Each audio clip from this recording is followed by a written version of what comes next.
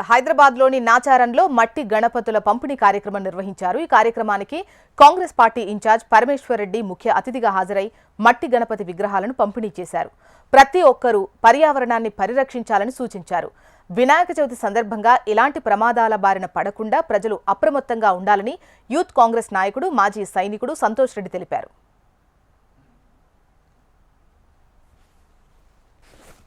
మట్టి వినాయకులని మరి నాచారం మంకాళి దేవస్థానం దగ్గర మరి పంపిణీ చేయడం జరిగింది. నేను ప్రత్యేకంగా కాంగ్రెస్ పార్టీ నాయకులందరినీ కూడా అభినందిస్తున్నా. ఎందుకంటే ఈరోజు పర్యావరణాన్ని పరిరక్షించాలి.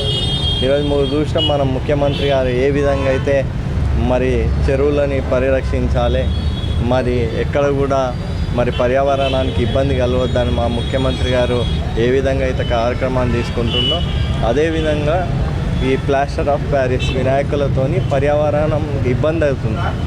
అందుకని మట్టి వినాయకులను పంచడం ద్వారా ఒక మంచి కార్యక్రమాన్ని చేపట్టినందుకు ప్రత్యేకంగా మరి సంతోష్ని అదేవిధంగా మన ప్రకాశనని ఇక్కడ ఉన్న కాంగ్రెస్ పార్టీ నాయకులందరినీ కూడా అభినందిస్తూ ఇలాంటి కార్యక్రమాలు మరి ఇంకా ముందుకు మరిన్ని కార్యక్రమాలు చేపట్టాలి.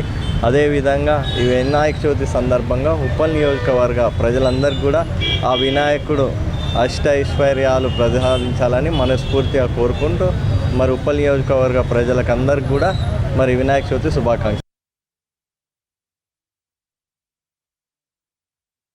కాంగ్రెస్ పార్టీ ఆధ్వర్యంలో